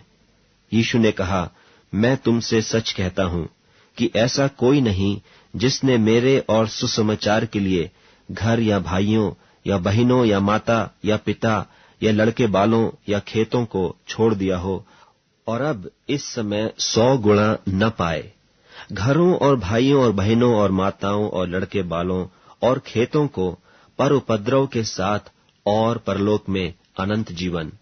पर बहुतेरे जो पहले हैं पिछले होंगे, और जो पिछले हैं वे पहले होंगे। और वे यरूशलेम को जाते हुए मार्ग में थे, और यीशु उनके आगे आगे जा रहा था। और वे अचंभा करने लगे, और जो उसके पीछे पीछे चलते थे डरने लगे। तब वह फिर उन 12 को लेकर उनसे वे बातें करने लगा जो उस पर आने वाली थीं, कि देखो, हम यरूशलेम को जाते हैं, और मनुष्य का पुत्र महायाजकों और शास्त्रियों के हाथ पकड़वाया जाएगा, और वे उसको घात के योग्य ठहराएंगे और अन्य जातियों के हाथ में सौंपेंगे, और वे उसको ठट्ठों में उड़ाएंगे और उस पर थूकेंगे और उसे कोड़े मारेंगे और उसे घात करेंगे, और 3 दिन के बाद वह जी उठेगा। तब जब्दी के पुत्र याकूब और यूहन्ना ने उसके पास आकर कहा, हे गुरु, हम चाहते हैं कि जो कुछ हम तुझसे मांगे वही तू हमारे लिए करे। उसने उनसे कहा, तुम क्या चाहते हो कि मैं तुम्हारे लिए करूं? उन्होंने उससे कहा कि हमें यह दे कि तेरी महिमा में हम में से एक तेरे दाहिने और दूसरा तेरे बाएं बैठे। यीशु ने उनसे कहा, तुम नहीं जानते कि क्या मांगते हो। जो कटोरा मैं पीने पर हूं क्या पी सकते हो, और जो बपतिस्मा मैं लेने पर हूं क्या ले सकते हो? उन्होंने उससे कहा, हमसे हो सकता है। यीशु ने उनसे कहा, जो कटोरा मैं पीने पर हूं तुम पियोगे, और जो बपतिस्मा मैं लेने पर हूं उसे लोगे, पर जिनके लिए तैयार किया गया है उन्हें छोड़ और किसी को अपने दाहिने और अपने बाएं बिठाना मेरा काम नहीं। यह सुनकर 10 याकूब और यूहन्ना पर रिसियाने लगे, और यीशु ने उनको पास बुलाकर उनसे कहा, तुम जानते हो कि जो अन्य जातियों के हाकिम समझे जाते हैं वे उन पर प्रभुता करते हैं, और उनमें जो बड़े हैं उन पर अधिकार जताते हैं।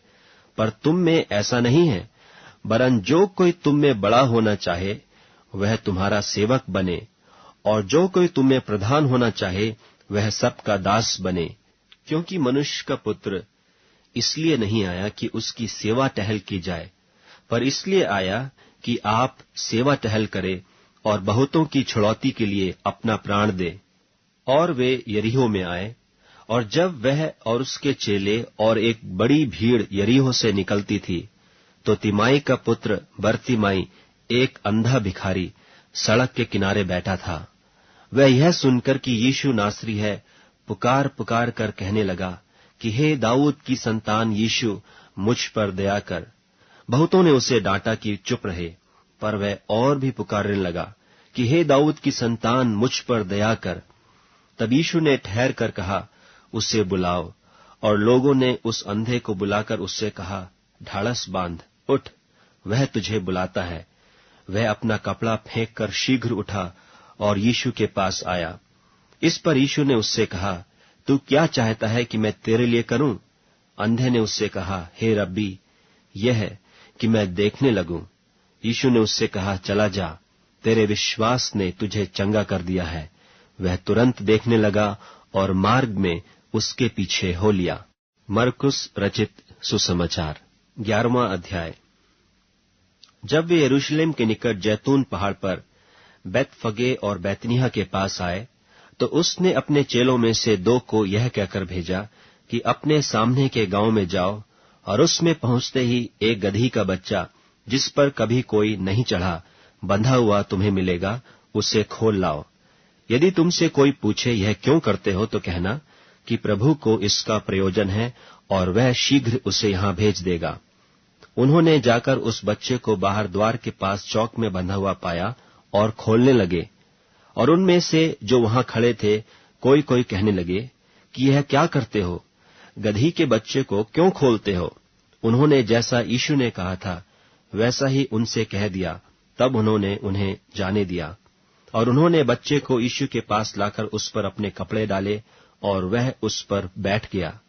और बहुतों ने अपने कपड़े मार्ग में बिछाए और औरों ने खेतों में से डालियां काट काट कर फैला दी।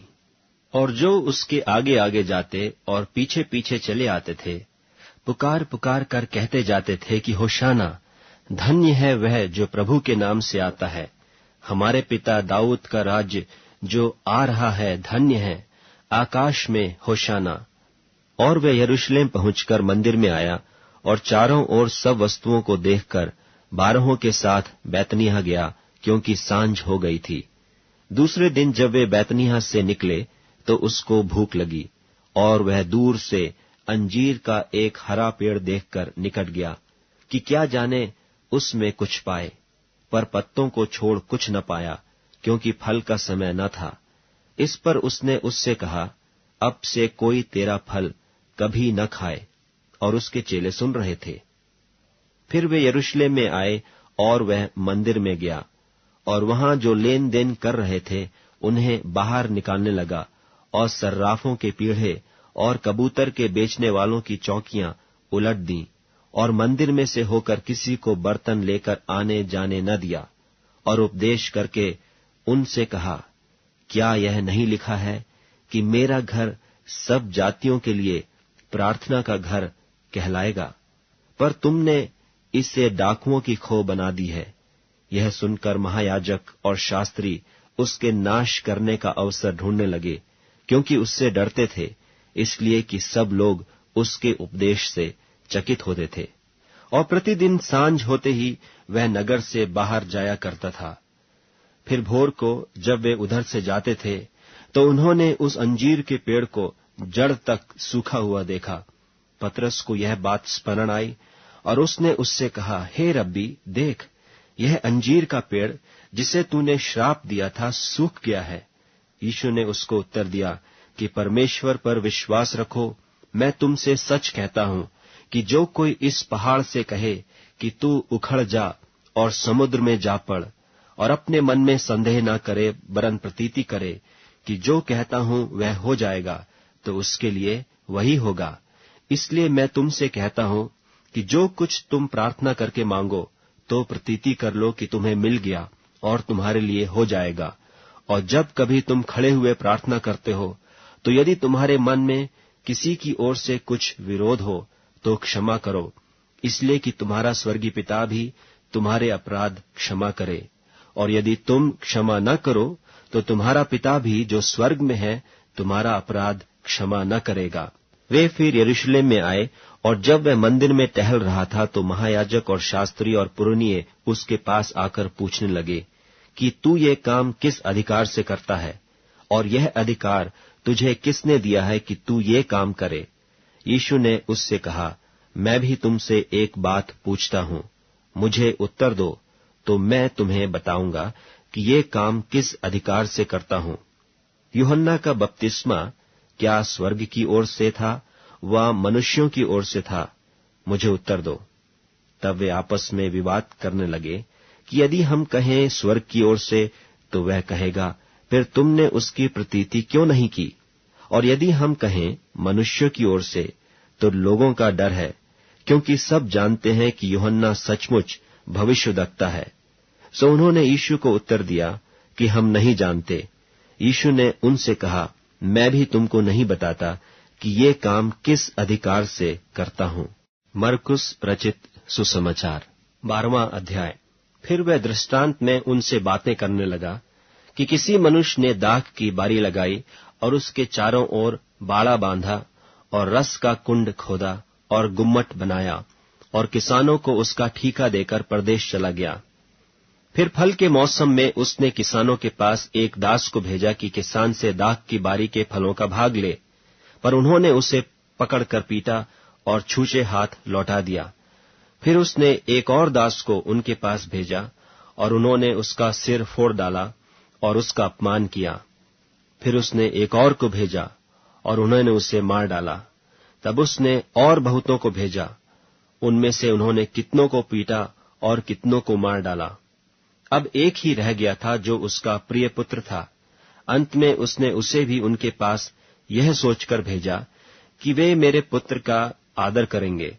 पर उन किसानों ने आपस में कहा, यही तो वारिस है, आओ हम उसे मार डालें, तब मिरास हमारी हो जाएगी। और उन्होंने उसे पकड़कर मार डाला और दाख की बारी के बाहर फेंक दिया। इसलिए दाख की बारी का स्वामी क्या करेगा? वह आकर उन किसानों को नाश करेगा और दाख की बारी औरों को दे देगा।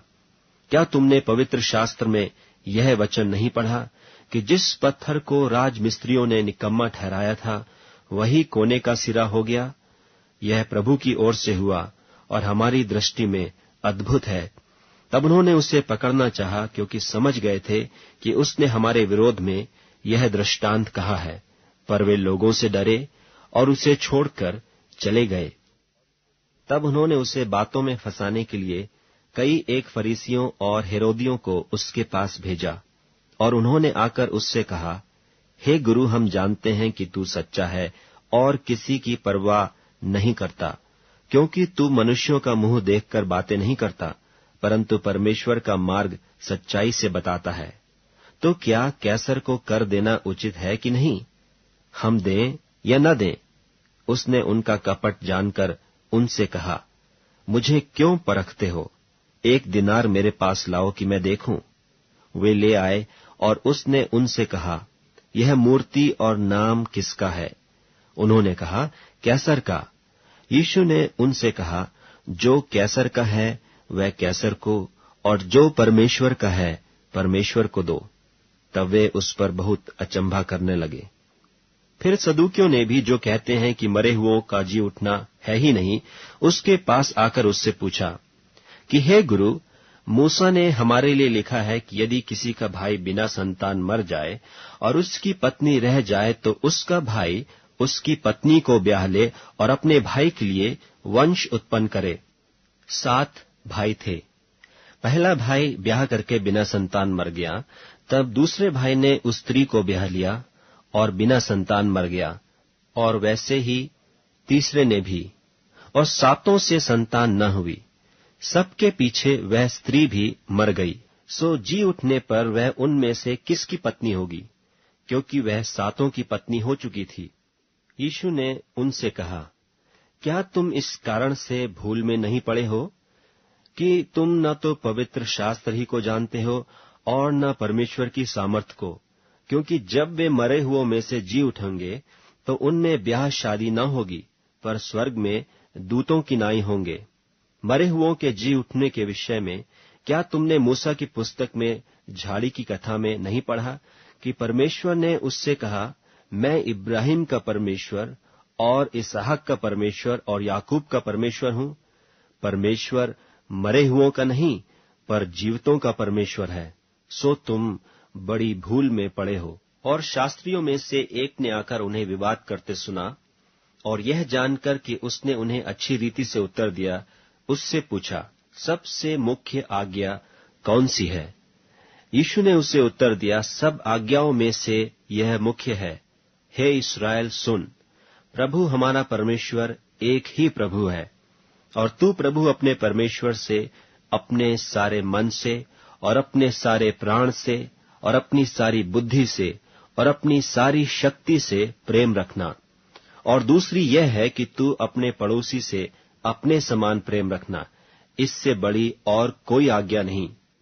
शास्त्री ने उससे कहा, हे गुरु, बहुत ठीक, तूने सच कहा कि वह एक ही है और उसे छोड़ और कोई नहीं, और उससे सारे मन और सारी बुद्धि और सारे प्राण और सारी शक्ति के साथ प्रेम रखना, और पड़ोसी से अपने समान प्रेम रखना सारे होमों और बलिदानों से बढ़कर है। जब यीशु ने देखा कि उसने समझ से उत्तर दिया, तो उससे कहा, तू परमेश्वर के राज्य से दूर नहीं, और किसी को फिर उससे कुछ पूछने का साहस न हुआ।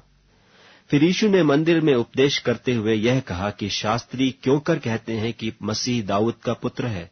दाऊद ने आप ही पवित्र आत्मा में होकर कहा है कि प्रभु ने मेरे प्रभु से कहा, मेरे दाहिने बैठ, जब तक कि मैं तेरे बैरियों को तेरे पांवों की पीढ़ी न कर दूं। दाऊद तो आप ही उसे प्रभु कहता है, फिर वह उसका पुत्र कहां से ठहरा? और भीड़ के लोग उसकी आनंद से सुनते थे। उसने अपने उपदेश में उनसे कहा, शास्त्रियों से चौकस रहो, जो लंबे वस्त्र पहने हुए फिरना और बाजारों में नमस्कार और आराधनालयों में मुख्य मुख्य आसन और जेवनारों में मुख्य मुख्य स्थान भी चाहते हैं। वे विधवाओं के घरों को खा जाते हैं और दिखाने के लिए बड़ी देर तक प्रार्थना करते रहते हैं। ये अधिक दंड पाएंगे। और वह मंदिर के भंडार के सामने बैठकर देख रहा था कि लोग मंदिर के भंडार में किस प्रकार पैसे डालते हैं, और बहुत धनवानों ने बहुत कुछ डाला। इतने में एक कंगाल विधवा ने आकर 2 दमड़ियां, जो एक अधेले के बराबर होती हैं, डाली। तब उसने अपने चेलों को पास बुलाकर उनसे कहा, मैं तुमसे सच कहता हूं कि मंदिर के भंडार में डालने वालों में से इस कंगाल विधवा ने सबसे बढ़कर डाला है, क्योंकि सब ने अपने धन की बढ़ती में से डाला है, परंतु इसने अपनी घटी में से जो कुछ उसका था, अर्थात अपनी सारी जीविका डाल दी है। मरकुस रचित सुसमाचार 13वां अध्याय। जब वह मंदिर से निकल रहा था तो उसके चेलों में से एक ने उससे कहा, हे गुरु, देख कैसे कैसे पत्थर और कैसे कैसे भवन हैं। यीशु ने उससे कहा, क्या तुम ये बड़े बड़े भवन देखते हो? यहाँ पत्थर पर पत्थर भी बचा न रहेगा जो ढाया न जाएगा। जब वह जैतून के पहाड़ पर मंदिर के सामने बैठा था, तो पतरस और याकूब और यूहन्ना और अंद्रियास ने अलग जाकर उससे पूछा कि हमें बता कि ये बातें कब होंगी, और जब ये सारे बातें पूरी होने पर होंगी, उस समय का क्या चिन्ह होगा? यीशु उनसे कहने लगा, चौकस रहो कि कोई तुम्हें न भरमाए। बहुतेरे मेरे नाम से आकर कहेंगे कि मैं वही हूं, और बहुतों को भरमाएंगे। और जब तुम लड़ाइयां और लड़ाइयों की चर्चा सुनो तो न घबराना, क्योंकि इनका होना अवश्य है, परंतु उस समय अंत न होगा। क्योंकि जाति पर जाति और राज्य पर राज्य चढ़ाई करेगा, और हर कहीं भूइंडोल होंगे और अकाल पड़ेंगे। यह तो पीड़ाओं का आरंभ ही होगा।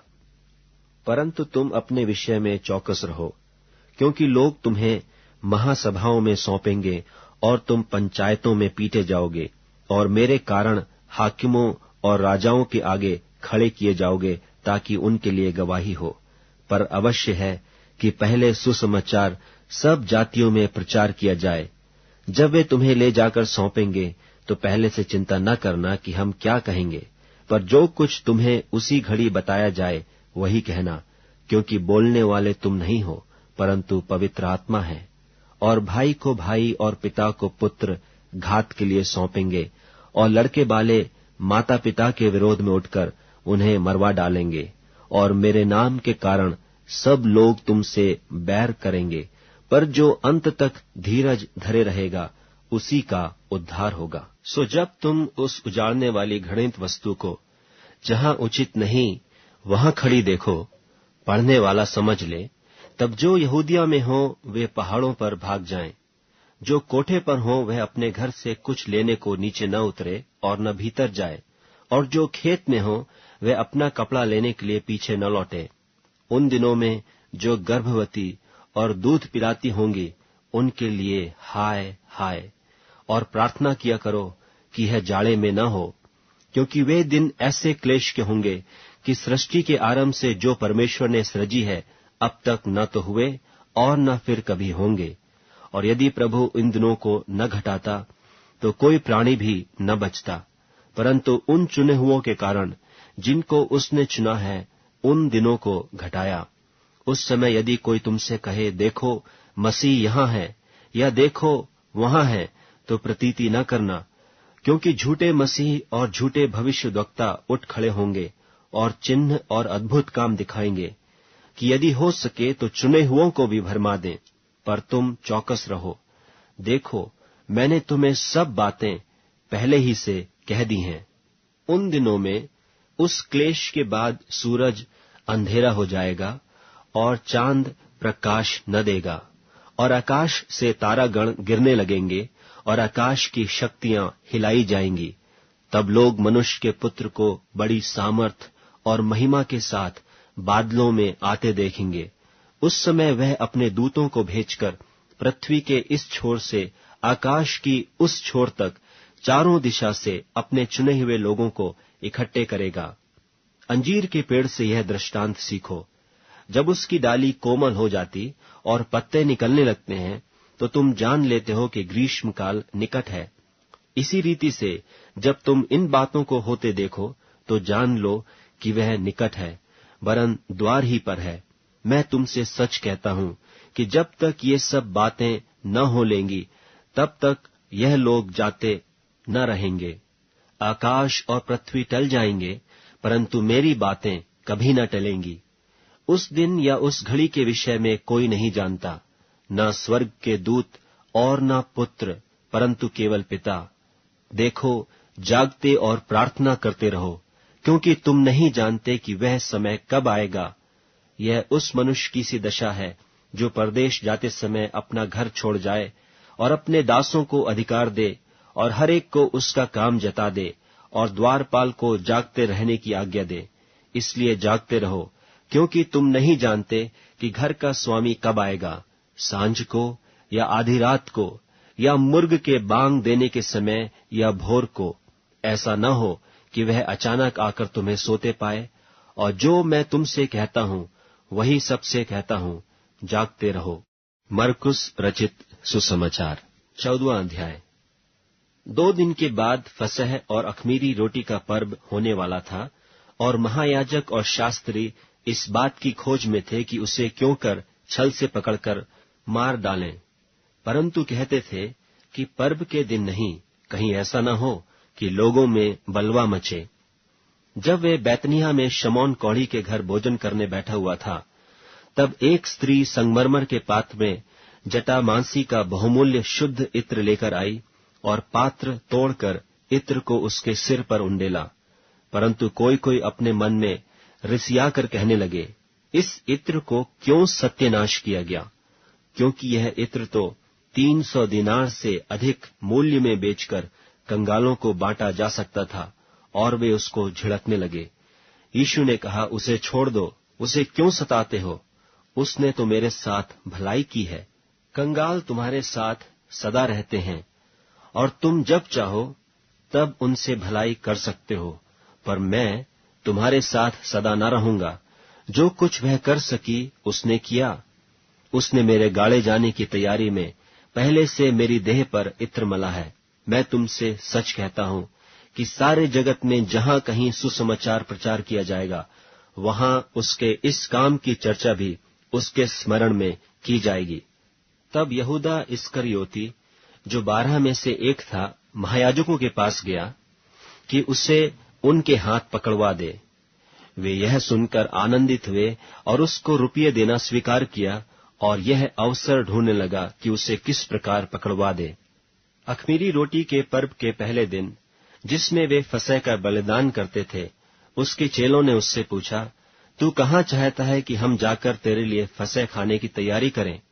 उसने अपने चेलों में से 2 को यह कहकर भेजा कि नगर में जाओ और एक मनुष्य जल का घड़ा उठाए हुए तुम्हें मिलेगा, उसके पीछे हो लेना, और वह जिस घर में जाए उस घर के स्वामी से कहना, गुरु कहता है कि मेरी पाहुनशाला जिसमें मैं अपने चेलों के साथ फसह खाऊं कहाँ है? वह तुम्हें एक सजी सजाई और तैयार की हुई बड़ी अटारी दिखा देगा, वहां हमारे लिए तैयारी करो। सो चेले निकलकर नगर में आए और जैसा उसने उनसे कहा था वैसा ही पाया और फसह तैयार किया। जब सांझ हुई तो वह 12 के साथ आया, और जब वे बैठे भोजन कर रहे थे तो यीशु ने कहा, मैं तुमसे सच कहता हूं कि तुम में से एक जो मेरे साथ भोजन कर रहा है मुझे पकड़वाएगा। उन पर उदासी छा गई और वे एक एक करके उससे कहने लगे, क्या वह मैं हूं? उसने उनसे कहा, वह 12 में से एक है जो मेरे साथ थाली में हाथ डालता है, क्योंकि मनुष्य का पुत्र तो जैसा उसके विषय में लिखा है जाता ही है, परंतु उस मनुष्य पर हाय जिसके द्वारा मनुष्य का पुत्र पकड़वाया जाता है। यदि उस मनुष्य का जन्म ही न होता तो उसके लिए भला होता। और जब वे खा ही रहे थे तो उसने रोटी ली और आशीष मांगकर तोड़ी और उन्हें दी और कहा, लो, यह मेरी देह है। फिर उसने कटोरा लेकर धन्यवाद किया और उन्हें दिया, और उन सब ने उसमें से पिया। और उसने उनसे कहा, यह वाचा का मेरा वह लहू है जो बहुतों के लिए बहाया जाता है। मैं तुमसे सच कहता हूं कि दाख का रस उस दिन तक फिर कभी न पीऊंगा जब तक परमेश्वर के राज्य में नया न पीऊं। फिर वे भजन गाकर बाहर जैतून के पहाड़ पर गए। तब यीशु ने उनसे कहा, तुम सब ठोकर खाओगे, क्योंकि लिखा है कि मैं रखवाले को मारूंगा और भेड़ तितर बितर हो जाएंगी। परंतु मैं अपने जी उठने के बाद तुमसे पहले गलील को जाऊंगा। पतरस ने उससे कहा, यदि सब ठोकर खाएं तो खाएं, पर मैं ठोकर नहीं खाऊंगा। यीशु ने उससे कहा, मैं तुझसे सच कहता हूं कि आज ही इसी रात को मुर्गे के 2 बार बांग देने से पहले तू 3 बार मुझसे मुकर जाएगा। पर उसने और भी जोर देकर कहा, यदि मुझे तेरे साथ मरना भी पड़े तो भी तेरा इनकार कभी न करूंगा। इसी प्रकार और सबने भी कहा। फिर वे गतसमने नाम एक जगह में आए और उसने अपने चेलों से कहा, यहां बैठे रहो जब तक मैं प्रार्थना करूं। और वह पतरस और याकूब और यूहन्ना को अपने साथ ले गया और बहुत ही अधीर और व्याकुल होने लगा और उनसे कहा, मेरा मन बहुत उदास है, यहां तक कि मैं मरने पर हूं। तुम यहां ठहरो और जागते रहो। और वह थोड़ा आगे बढ़ा और भूमि पर गिरकर प्रार्थना करने लगा कि यदि हो सके तो यह घड़ी मुझ पर से टल जाए, और कहा, हे अब्बा, हे पिता, तुझसे सब कुछ हो सकता है। इस कटोरे को मेरे पास से हटा ले, तो भी जैसा मैं चाहता हूं वैसा नहीं, पर जो तू चाहता है वही हो। फिर वह आया और उन्हें सोते पाकर पतरस से कहा, हे शमौन, तू सो रहा है? क्या तू एक घड़ी भी न जाग सका? जागते और प्रार्थना करते रहो कि तुम परीक्षा में न पड़ो। आत्मा तो तैयार है पर शरीर दुर्बल है। और वह फिर चला गया और वही बात कहकर प्रार्थना की, और फिर आकर उन्हें सोते पाया, क्योंकि उनकी आंखें नींद से भरी थीं और नहीं जानते थे कि उसे क्या उत्तर दें। फिर तीसरी बार आकर उनसे कहा, अब सोते रहो और विश्राम करो, बस घड़ी आ पहुंची। देखो, मनुष्य का पुत्र पापियों के हाथ पकड़वाया जाता है। उठो चलें, देखो मेरा पकड़वाने वाला निकट आ पहुंचा है। वह यह कह ही रहा था कि यहूदा जो 12 में से था अपने साथ महायाजकों और शास्त्रियों और पुरनियों की ओर से एक बड़ी भीड़ तलवारें और लाठियां लिए हुए तुरंत आ पहुंची। और उसके पकड़वाने वाले ने उन्हें यह पता दिया था कि जिसको मैं चूमूं वही है, उसे पकड़कर यतन से ले जाना। और वह आया और तुरंत उसके पास जाकर कहा, हे रब्बी, और उसको बहुत चूमा। तब उन्होंने उस पर हाथ डालकर उसे पकड़ लिया।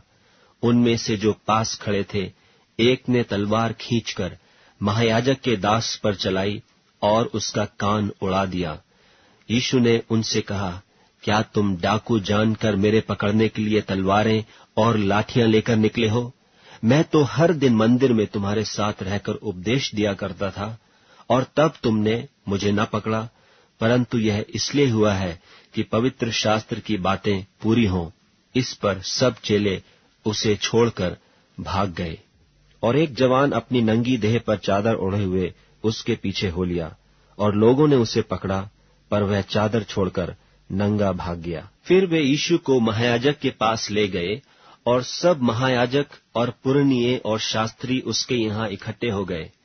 पतरस दूर ही दूर से उसके पीछे पीछे महायाजक के आंगन के भीतर तक गया और प्यादों के साथ बैठकर आग तापने लगा। महायाजक और सारी महासभा यीशु के मार डालने के लिए उसके विरोध में गवाही की खोज में थे, पर न मिली, क्योंकि बहुतेरे उसके विरोध में झूठी गवाही दे रहे थे, पर उनकी गवाही एक सी न थी। तब कितनों ने उठकर उस पर यह झूठी गवाही दी कि हमने इसे यह कहते सुना है कि मैं इस हाथ के बनाए हुए मंदिर को ढा दूंगा और 3 दिन में दूसरा बनाऊंगा जो हाथ से न बना हो। इस पर भी उनकी गवाही एक सी न निकली। तब महायाजक ने बीच में खड़े होकर यीशु से पूछा कि तू कोई उत्तर नहीं देता? ये लोग तेरे विरोध में क्या गवाही देते हैं? परंतु वह मौन साधे रहा और कुछ उत्तर न दिया। महायाजक ने उससे फिर पूछा, क्या तू उस परम धन्य का पुत्र मसीह है? यीशु ने कहा, हाँ, मैं हूं।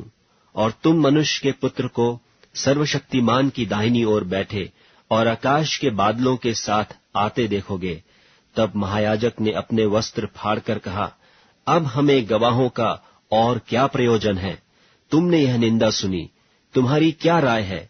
उन सब ने कहा, यह वध के योग्य है। तब कोई तो उस पर थूकने और कोई उसका मुंह ढांपने और उसे घूंसे मारने और उससे कहने लगे कि भविष्यवाणी कर, और प्यादों ने उसे लेकर थप्पड़ मारे। जब पतरस नीचे आंगन में था, तो महायाजक की लौंडियों में से एक वहां आई और पतरस को आग तापते देखकर उस पर टकटकी लगाकर देखा और कहने लगी, तू भी तो उस नासरी यीशु के साथ था। वह मुकर गया और कहा कि मैं तो नहीं जानता और नहीं समझता कि तू क्या कह रही है। फिर वह बाहर डेवढ़ी में गया और मुर्गे ने बांग दी। वह लौंडी उसे देखकर उनसे जो पास खड़े थे फिर कहने लगी, यह उनमें से एक है। परंतु वह फिर मुकर गया। और थोड़ी देर बाद उन्होंने जो पास खड़े थे फिर पतरस से कहा, निश्चय तू उनमें से एक है, क्योंकि तू गलीली भी है। तब वह धिक्कार देने और शपथ खाने लगा कि मैं उस मनुष्य को जिसकी तुम चर्चा करते हो नहीं जानता। तब तुरंत दूसरी बार मुर्ग ने बांग दी। पतरस को वह बात जो यीशु ने उससे कही थी स्मरण आई कि मुर्ग के 2 बार बांग देने से पहले तू 3 बार मेरा इनकार करेगा। वो इस बात को सोचकर रोने लगा। मरकुस रचित सुसमाचार 15वां अध्याय। और भोर होते ही तुरंत महायाजकों और पुरनियों और शास्त्रियों ने वरन सारी महासभा ने सलाह करके यीशु को बंधवाया और उसे ले जाकर पिलातुस के हाथ सौंप दिया। और पिलातुस ने उससे पूछा, क्या तू यहूदियों का राजा है? उसने उसको उत्तर दिया कि तू आप ही कह रहा है। और महायाजक उस पर बहुत बातों का दोष लगा रहे थे। पिलातुस ने उससे फिर पूछा, क्या तू कुछ उत्तर नहीं देता? देख, ये तुझ पर कितनी बातों का दोष लगाते हैं। यीशु ने फिर कुछ उत्तर नहीं दिया, यहां तक कि पिलातुस को बड़ा आश्चर्य हुआ। और वह उस पर्व में किसी एक बंधुए को जिसे वे चाहते थे उनके लिए छोड़ दिया करता था। और बरअब्बा नाम का एक मनुष्य उन बलवाइयों के साथ बंधुआ था जिन्होंने बलवे में हत्या की थी। और भीड़ ऊपर जाकर उससे विनती करने लगी कि जैसा तू हमारे लिए करता आया है वैसा ही कर। पिलातुस ने उनको यह उत्तर दिया, क्या तुम चाहते हो कि मैं तुम्हारे लिए यहूदियों के राजा को छोड़ दूं? क्योंकि वह जानता था कि महायाजकों ने उसे डाह से पकड़वाया था। परंतु महायाजकों ने लोगों को उभारा कि वह बरअब्बा ही को उनके लिए छोड़ दे। यह सुन पिलातुस ने उनसे फिर पूछा, तो जिसे तुम यहूदियों का राजा कहते हो उसको मैं क्या करूं? वे फिर चिल्लाए कि उसे क्रूस पर चढ़ा दे। पिलातुस ने उनसे कहा, क्यों? इसने क्या बुराई की है? परंतु वे और भी चिल्लाए कि उसे क्रूस पर चढ़ा दे। तब पिलातुस ने भीड़ को प्रसन्न करने की इच्छा से बरअब्बा को उनके लिए छोड़ दिया और यीशु को कोड़े लगवाकर सौंप दिया कि क्रूस पर चढ़ाया जाए। और सिपाही उसे किले के भीतर के आंगन में ले गए, जो प्रिटोरियन कहलाता है, और सारी पलटन को बुला लाए। और उन्होंने उसे बैंजनी वस्त्र पहनाया और कांटों का मुकुट गूंथकर उसके सिर पर रखा, और यह कहकर उसे नमस्कार करने लगे कि हे यहूदियों के राजा, नमस्कार। और वे उसके सिर पर सरकंडे मारते और उस पर थूकते और घुटने टेक कर उसे प्रणाम करते रहे।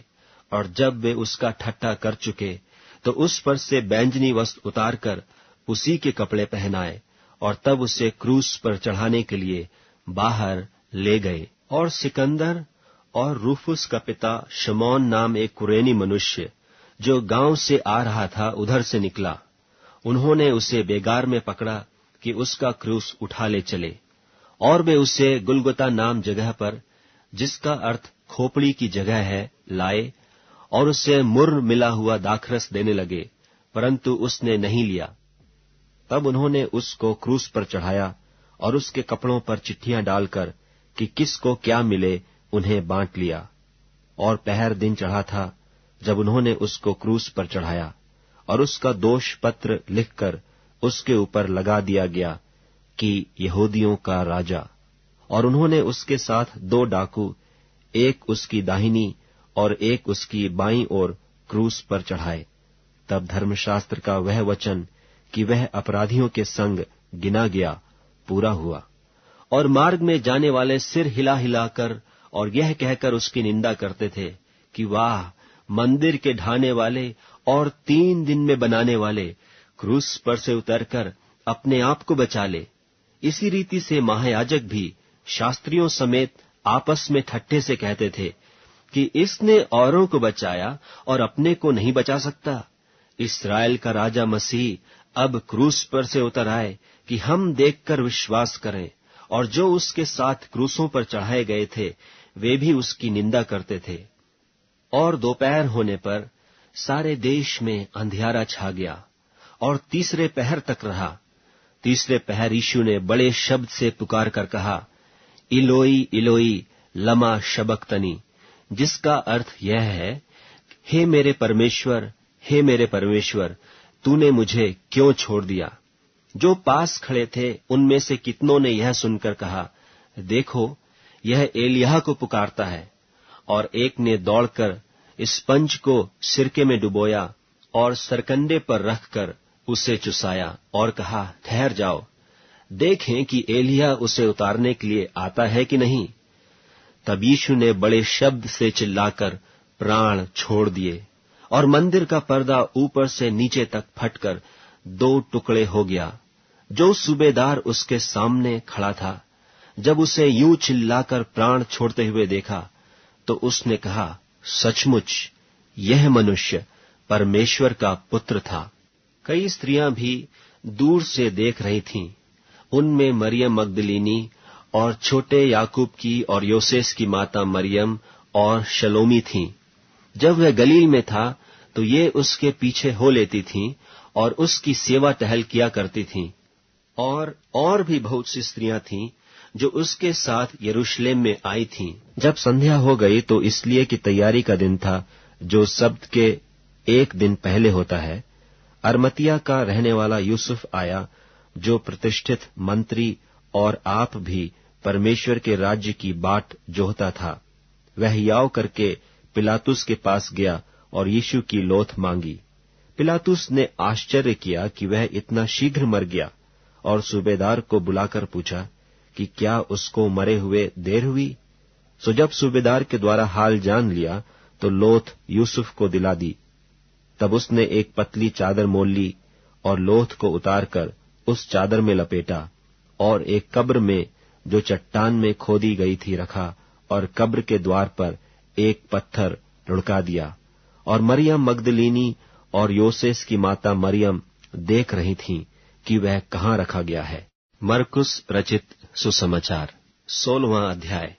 जब सब्त का दिन बीत गया तो मरियम मगदलीनी और याकूब की माता मरियम और शलोमी ने सुगंधित वस्तुएं मोल ली कि आकर उस पर मलें। और सप्ताह के पहले दिन बड़ी भोर जब सूरज निकला ही था, वे कब्र पर आईं और आपस में कहती थीं कि हमारे लिए कब्र के द्वार पर से पत्थर कौन लुढ़काएगा। जब उन्होंने आंख उठाई तो देखा कि पत्थर लुढ़का हुआ है, क्योंकि वह बहुत ही बड़ा था। और कब्र के भीतर जाकर उन्होंने एक जवान को श्वेत वस्त्र पहने हुए दाहिनी ओर बैठे देखा और बहुत चकित हुई। उसने उनसे कहा, चकित मत हो, तुम यीशु नासरी को जो क्रूस पर चढ़ाया गया था ढूंढती हो। वह जी उठा है, यहां नहीं है। देखो, यही वह स्थान है जहां उन्होंने उसे रखा था। परंतु तुम जाओ और उसके चेलों और पतरस से कहो कि वह तुमसे पहले गलील को जाएगा, जैसा उसने तुमसे कहा था, तुम वहीं उसे देखोगे।